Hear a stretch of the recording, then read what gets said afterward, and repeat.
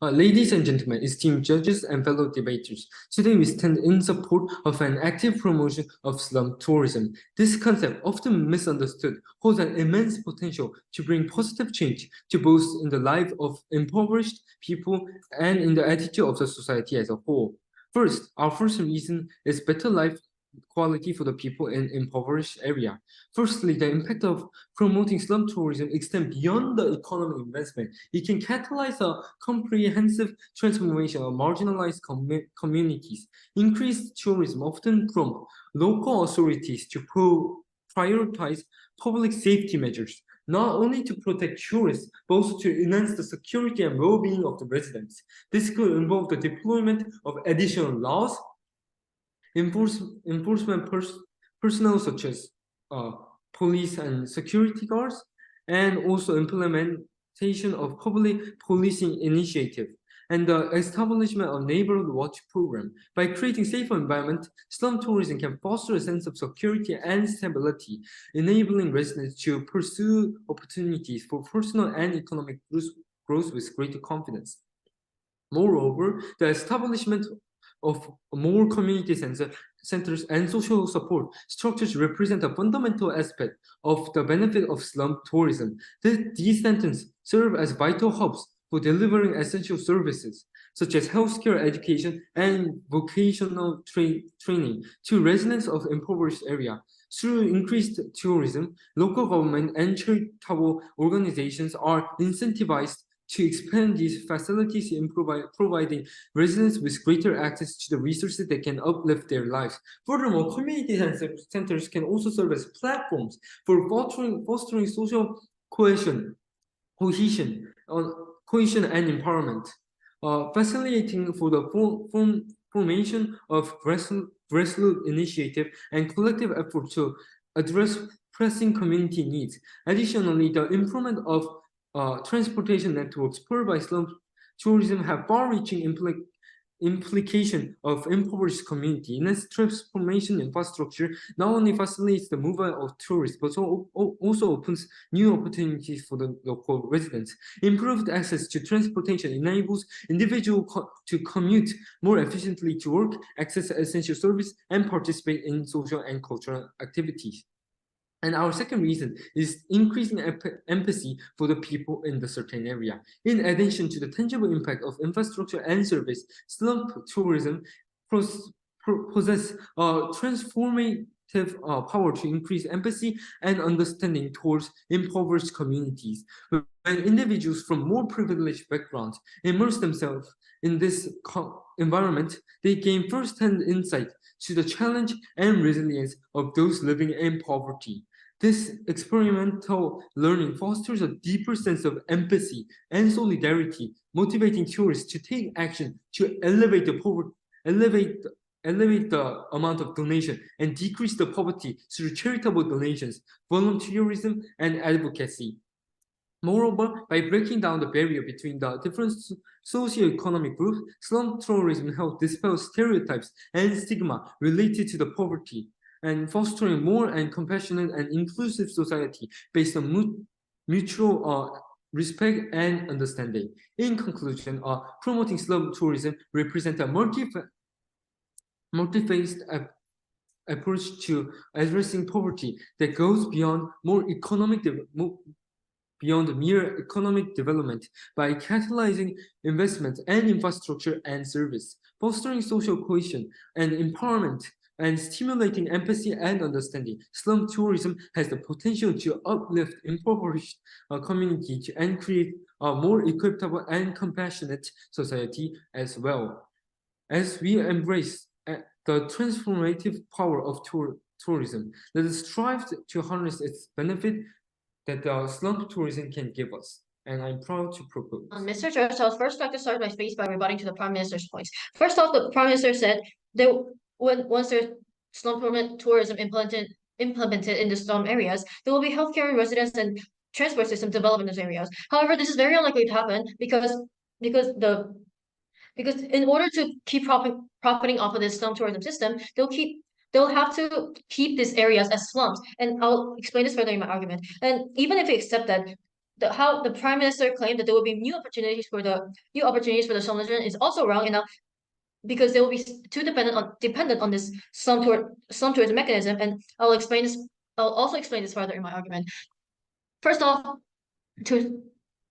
in the essence of slum poverty tourism is that visitors are entertained by the sight of people in poverty. Their happiness, their unhappiness, and their unwellness is being used as a source of despair and entertainment that tries to give provocative sense and evokes reactions out of the visitors. In addition, there will be a cycle of dependency that arises with the promotion of slum tourism. And lastly, it will cause gentrification, which will be expanded upon by the deputy leader of opposition. People of underprivileged areas of lower socioeconomic status are obviously the main stakeholders here.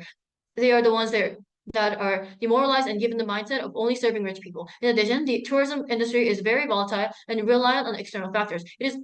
Therefore, it is not a good source of long-term dependency for profit. On some additional rebuttals, they say it will have a good effect on poor residents, since to sum it up, it will make money. But this is a bad thing because they can grow to be too dependent. The tourism industry is volatile, and if they cater all their services and all their industry towards tourists, which is proven to happen in the first place, because if all the money they make from from tourism, and their main source of income at the moment is from tourism, obviously they will invest in that as well. And this can mean there will be nothing left when the turns die out. And they say there will be donations because of empathy. But assuming empathy even happens, the money would be used to improve the infrastructure that supports tourism. And like I said, because tourism is volatile, the infrastructure wouldn't even help the residents. Thus, the donations just goes to nothing. To move on to our team's first argument is that the slum tourism is principally unjust and unethical. The premise of this argument is that it is not justified for people to see others in pain simply for entertainment, as there is no true understanding and connection being created. How is this unjust and unethical? I'll explain this in two analyses. First, the profit system of slum tourism is unfair. How does slum tourism work? It will be done either by a private company or the government. They would provide guides to visitors and lead them to underdeveloped an economic challenge area of the nation to show them around. Why is this unfair? Because the profit from the slum tourism is very unlikely to go to the people living in slum areas. The residents of slum are the primary site that the tour is showcasing, but they get nothing in return for their presentation in the tour. This is clearly exploitation. To give perspective, let's look at zoos. Zoos operate on a similar basis in the sense that the zoo company showcases animals in order for people to watch and earn profit out of it. But the difference is that zoos use profits for the animals. They give the animals food, shelter, care, and manage their health.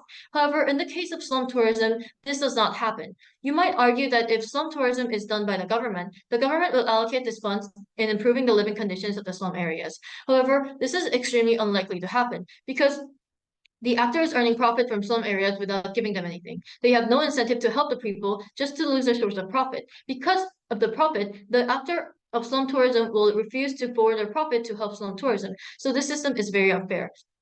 My second analysis is about consent. In order for people to be present as a source of entertainment, you need consent from them. However, this would be very hard to obtain from the people living in slum areas because one, the company or the government directing it would not be willing to take consent because it takes too much time, and if they do not consent, they will not be able to operate this program and earn profit out of it. But even if they decide that they will try to get consent from all these people, it will be close to being impossible because one characteristic of a slum area is that it is very unstable. You never know who lives there, who doesn't live there, who lives where, and who lives where. Because these people move around the streets and usually does not have a stable home. It will be very hard to find all of them and obtain consent from them. To conclude, the other people's pain as source of entertainment is unethical. To explain briefly, it is not okay with universal moral values to get joy from seeing people in despair or furthermore profit off of it. If what PM stated is true about empathy, this tourism cannot stand from its start because most people wouldn't feel will not go to slum tourism to feel empathy or feel bad for the people. They would go because they're curious and they're willing to get entertainment out of it. And if what I said so far is true, it is inappropriate to make slum tourism available to tourists because it only acts in the favor of profit makers and is only an unethical practice for the slum residents. Now I will move our team's second argument. Team's second argument is about the practical harms. For there to be an actual change to be created within these areas, these people need to have initiative, get education by themselves, get a job, etc. To add on, they also need things such as government funding, and we think that this is much better than donations and investments, as it will be much less sustainable. However, if slum tourism is encouraged, the government will keep the tourist destination as a poor area so that they keep the tourism aspect here, and this will not be sustainable. I'll also explain this on levels of analysis. First off, is about the dependency. Because if the slum tourism is implemented, the easiest way to make money will be catering towards slum tourists, assuming that whoever's doing this business would give investments or donations to the slum residents, there will be less incentive to focus on other industries. Maybe the tourists will offer to buy little things from the local small businesses, but this will not last long and will discourage actual sustainable industries from developing. But why is this so bad? Can't they continue living with slum tourism? Like I said, the problem is that the tourism industry is incredibly volatile and the profit will not go to slum areas. But even if the portions of profit goes towards slum residents, it will not be sustainable. Why? Because one, tourism is solely based on where people want to go, and depending on the state of the government or the trends that are currently happening. So when this place simply becomes boring and repetitive, these people will simply move on, bringing all the investors with them. And so these industries are profit oriented, meaning when the trends change, they will simply abandon these areas, which we think would make the areas worse off than it actually was. The government and like I said, the government will keep the tourist destination a poor area so that they can keep the tourism aspect here. For this, we believe the harms of slum tourism outweighs the benefits. For this, extremely proud to oppose.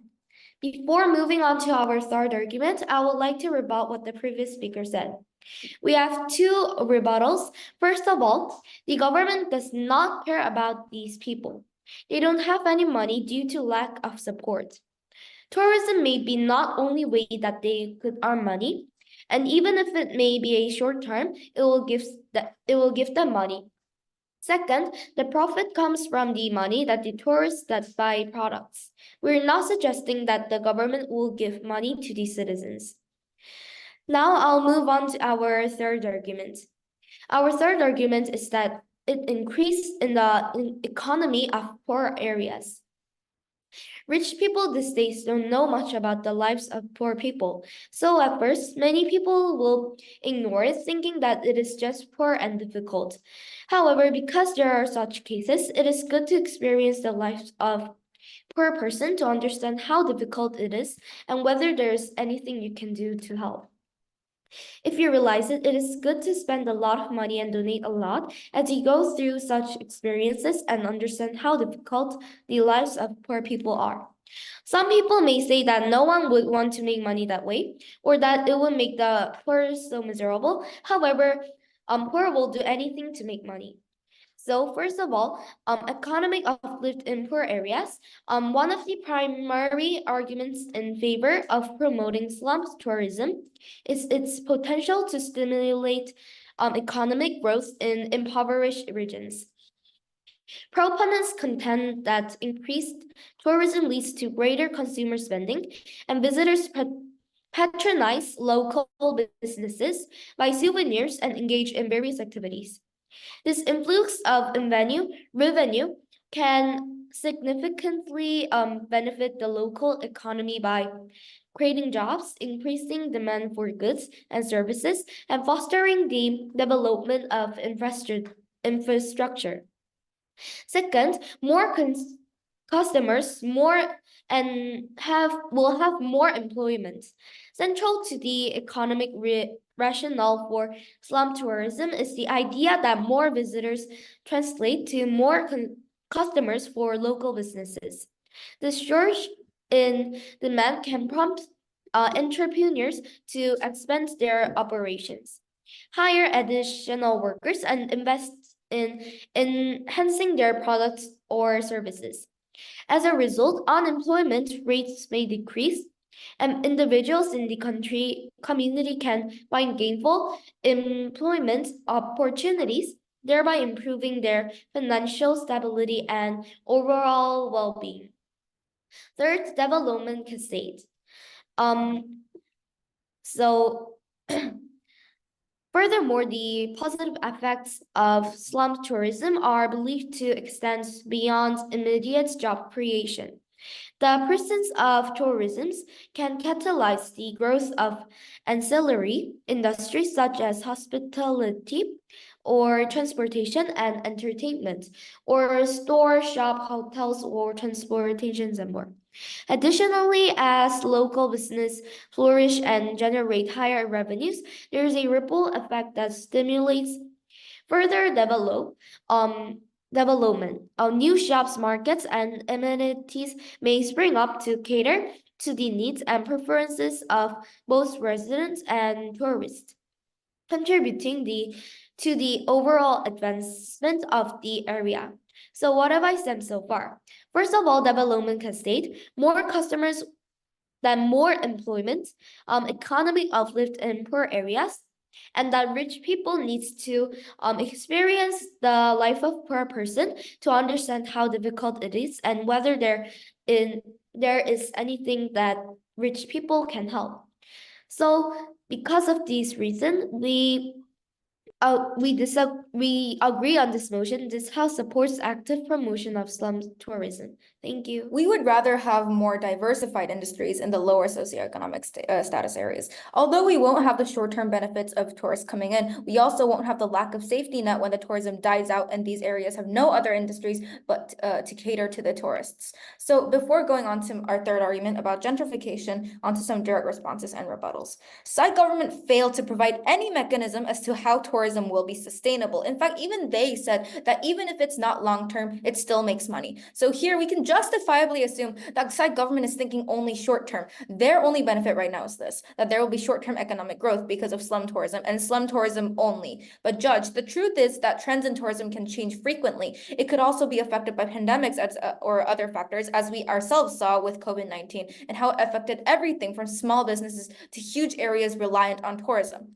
Imagine how much bigger of an impact this will have on places reliant on slum tourism, which are places that are poor already, which is why industries that aren't only catering to tourists, such as agriculture, are important, and we can have more of these on our side since we focus on that instead. Before going on to my extension, I would like to restate and reinforce some points brought up by RLO. One of the many prevalent harms inside government is the common cycle of neglection. Slum tourism will be hyped, then will fall out of trend, then the neighborhood and the people in it will be neglected or worse, kicked out of their own homes, which is why my argument will focus on gentrification. And extending upon that, there are so many psychological harms that poor people living in such areas will experience. Judge, note that places in poverty do not just contain mature adults that know the severity of and the realisticness of their situation and how hard their life actually is. Some of the people there are kids, people that are not yet aware of how underprivileged they are relative to the outside world. Now, side governments may say that exposure to the outside world is good, but for these children, the sheer perceived disproportionality of their situation and lifestyle in comparison to the upper middle class rich white people that are touring there would be such a big blow. On to our third argument about gentrification. The premise of this argument is that once this place becomes a slum, a tourism ghetto, the actual poor people, the original residents, will be bought out and pushed away from their hometowns.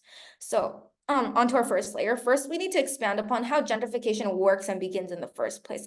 Gentrification begins with an infusion of capital that results in improved infrastructure within areas in poverty. So roads are paved, buildings renovated, amenities added, etc. But the problem is that the things that are being renovated cater to tourism only. This will not help the actual poor people in here. The government would only invest in the more attractive areas of the neighborhood, which would then result in even more division within the poor area itself.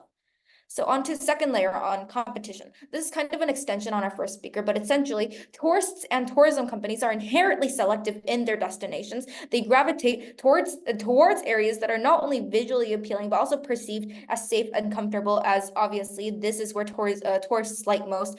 Tourists only care about entertainment and what is most comfortable for them. So consequently, gentrification tends to focus on areas that are easily tourable, and this, Judge, leads to the exclusion of truly impoverished regions. So this would generate short-term economic gains, possibly, but Judge, this also results in in only the appetizing aspects of poverty being showcased, as already stated by RLO. This just erases the real narrative of communities that struggle, and as tourist influx continues, property values rise, forcing local residents who are unable to keep up with the escalating costs. People that own businesses will be kicked out of their own homes and companies as well, and out of their homes and communities. This is gentrification. So now let's go into how this affects the local businesses there and the overall economy there. As this process of gentrification unfolds in the respective area, initial investments and improvements attract wealthier tourists and subsequently more affluent businesses, like for example, Apple or Samsung or other companies, McDonald's going in there, and now because now this place is filled with tourists and they can make more money off of these places. So these businesses that actually have capital and popularity have the financial means to outcompete local businesses that have been struggling pre-gentrification in that area. So the influx of tourism dollars leads to an increase in property values, rents, mortgage, and overall living costs, which obviously creates a disparity within the community itself, as if already the disparity of socioeconomic status wasn't enough. But this becomes even more pronounced, Judge, when the original impoverished people are unable to keep pace with the rising costs. Local businesses that once formed the backbone of the community by providing everything for them are squeezed out by corporations that move in because of this gentrification and because of slum tourism, where it all started. And now the actual local community cannot make any money since these corporations are the ones that take the attention of the tourists. This is one of the many harms that gentrification will pose in societies and places with lower socioeconomic status that are vulnerable to the harms of slum tourism. So we would like to place a final burden on side government to prove how slum tourism is really sustainable and will really last forever, and disprove all the harms that I have just stated that it will cause to the residents and the people in there that were originally living there. Proud to oppose. My first question is that which side is more beneficial for the poor country? The government side said about how slum tourism is good. Slum tourism we can change towards someone who interests on poor people. I think it is very good thing because there are plenty of good things that happen to poor people. First, employment.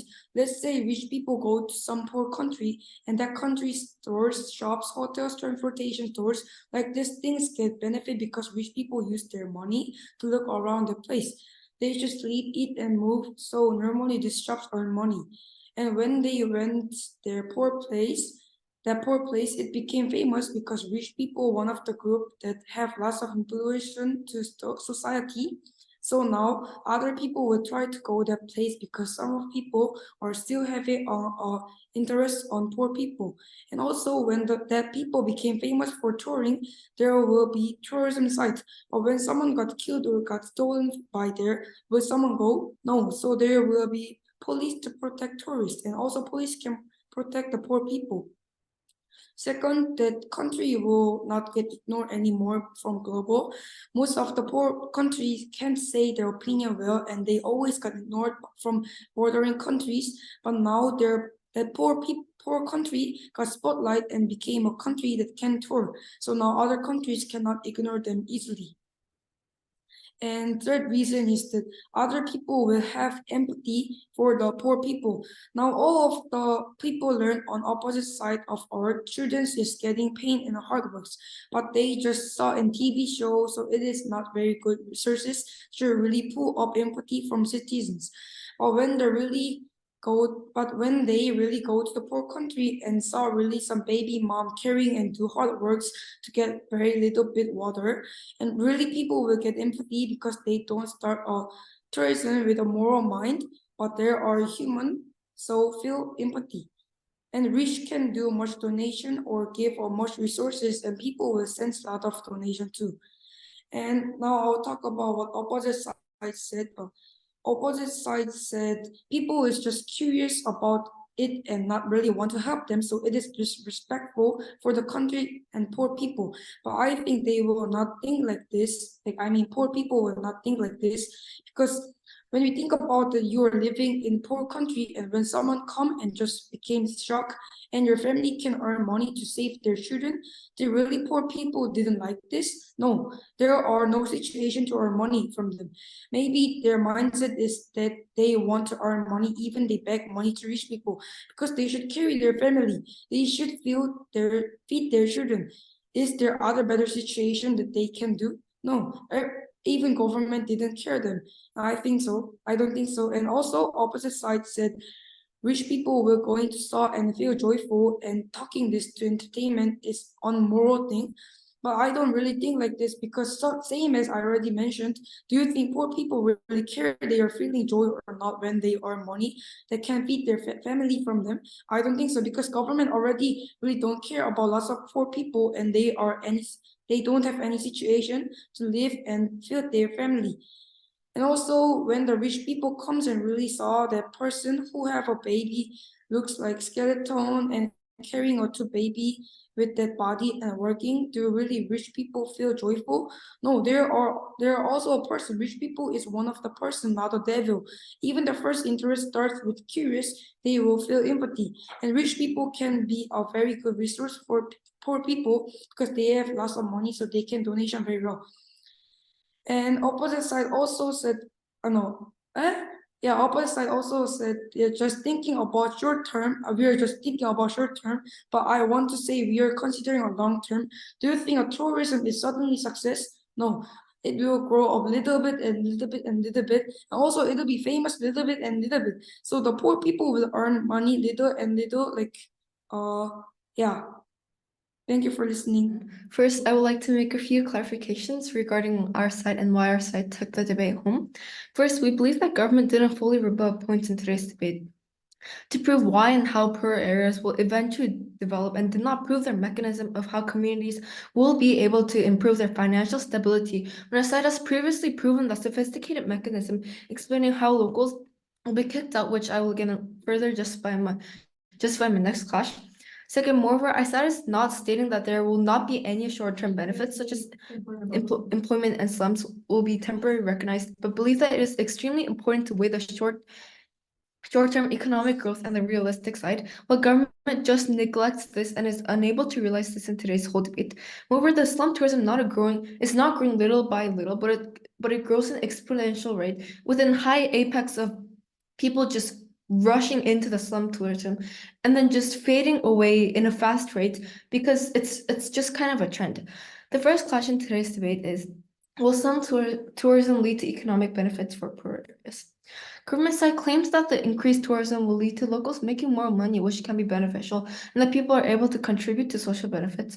However, we don't think that the locals would benefit just as our speakers repetitively have stated. The first layer of response here is that when there's a lot of tourists coming in this area, it is really likely to lead a bigger businesses or the government realizing this is lucrative and a source of profit and invest, or have bigger corporations set up in there. In the process, it is likely going to be unaffordable for the poor people to actually afford living here anymore. And this is certainly a process of gentrification. Furthermore, as the slum tourism areas get famous every single time, large franchise companies will rush in trying to create profit and taking the old shops and native companies out of their place, as these large companies want profitable aspects from slum tourism industries, as the poor people cannot stay in their places, adhering to the price that the building owner calls. The poor people will eventually have to move into another slum. So they will likely to be pushed out, and then this also means the gentrification happens, and this also can be caused by increased housing prices and etc. Second layer is that because when this area seems appealing, it could lead to bigger companies coming to appeal to the tourists, or even things like foreign direct investment could happen, where bigger companies can push the smaller local businesses out by outcompeting them since they have more funding, more resources, and etc. Judge, it is an obvious process of people in slum areas having to get out of the area once more appealing dominating companies trying to take over the place, while the original shops and companies, the real local native people, are getting out and certainly flaws government team's idea of this idea helping the native people. Thirdly, the economic benefit, if any, is short-term and unreliable because of the fact that tourism industry in and of itself is extremely volatile and trends can change quickly. If slum tourism just dies out, all the investors will realize that this isn't a good source of profit for them and also just stop supporting these places. And again, the trend of tourism is just a sudden and short-term event that we are unaware might change or anything. And we don't see how tourism fluctuating won't change the benefit of people in lower SES classes suddenly having access to education and being able to support themselves. But we don't think that the short-term benefits will be able to support this significant change. This is again even more exacerbated by the fact that since the tourism industry is volatile, if the lower SES areas are focusing all of their industries and services to cater to the tourists, if the tourism dies out, they won't have anything left to support themselves. And in the long term, this can even be a harm since the people in the lower SES areas could fail to see the bigger picture and have no safety net without tourists. Examples can't replace mechanisms, and science opposition has failed to mechanize why this harm wouldn't end up happening, especially since some tourism could be seen as quite niche and different from going to the Maldives to look at the nature. Okay, so are there any POIs? Seeing none, I would like to continue with my speech. Clash number 2 is morality of slum tourism. Contextualizing lives for slums negatively makes the people in poverty feel worse about their lives when they see the rich tourists with luxuries they can never have. As stated by our first speaker, that this proportionality of their situation versus all they can do is serve rich people.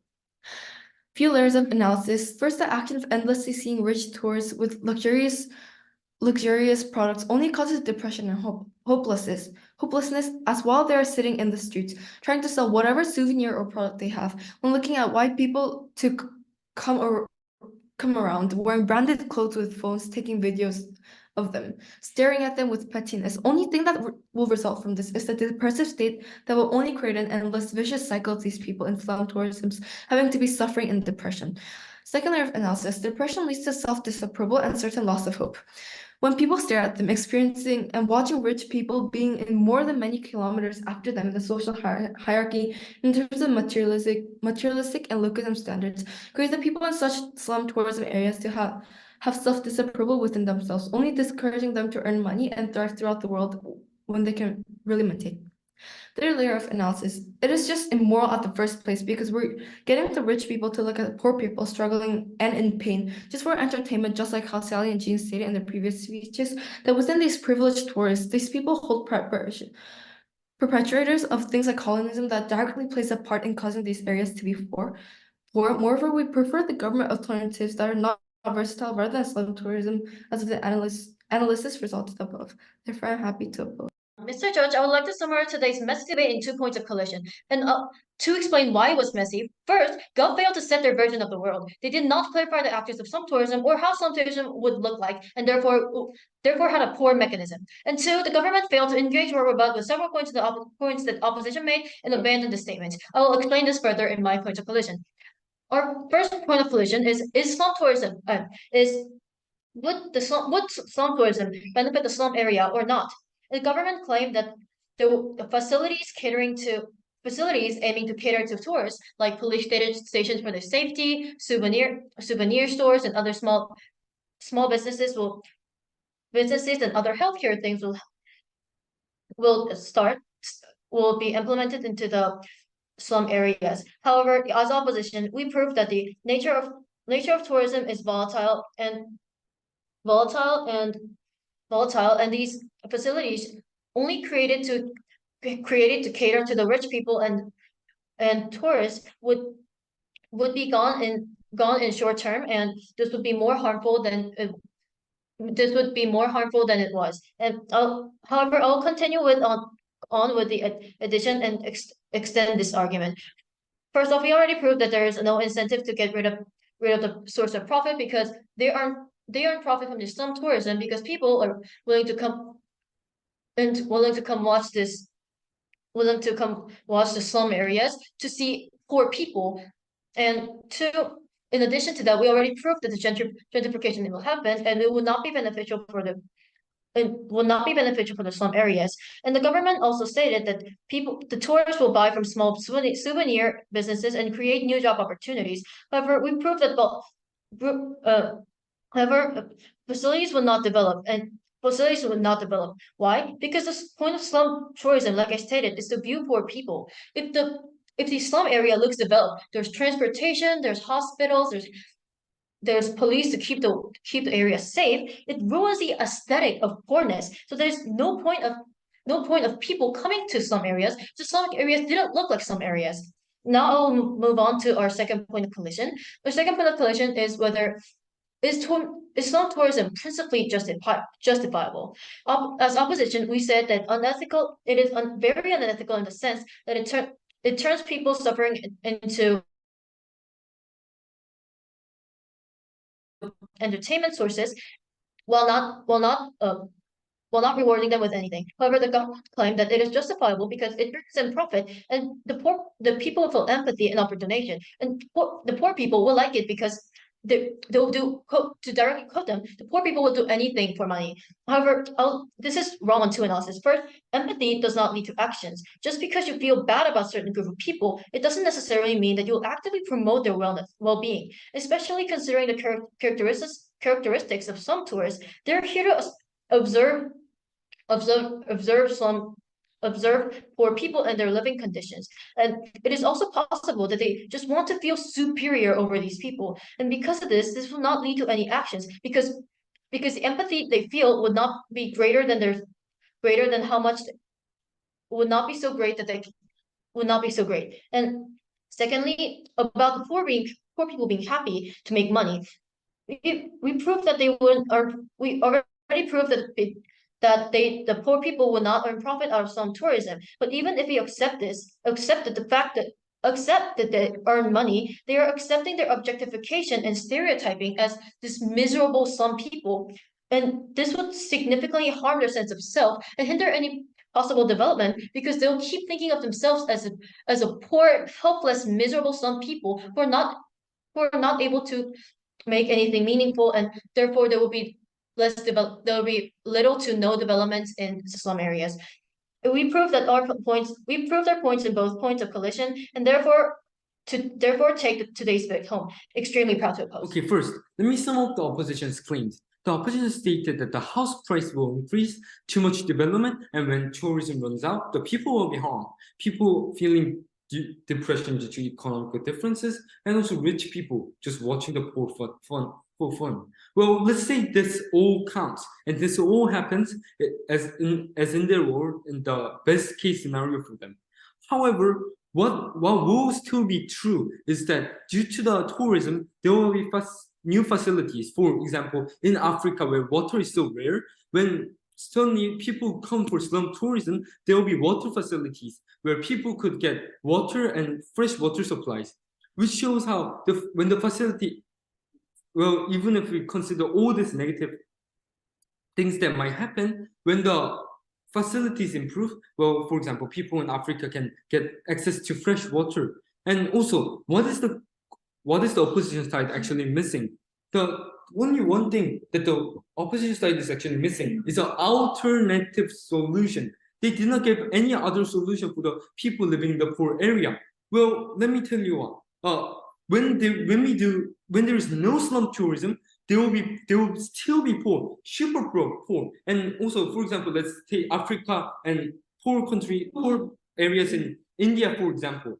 Well, in Africa, they will still be suffering and dying due to dirty water, dying due to hunger, and dying due to the lack of clean facilities. And however, what slum tourism can provide them is clean facilities such as clean water supply, hospitals, and transportation. However, the government did not suggest any alternative ways that the poor people in the certain impoverished area could be supported. And also, however, in our side, we suggested how slum tourism can actually benefit these people. For example, we stated how first, due to increasing amount of tourism, there will be new facilities.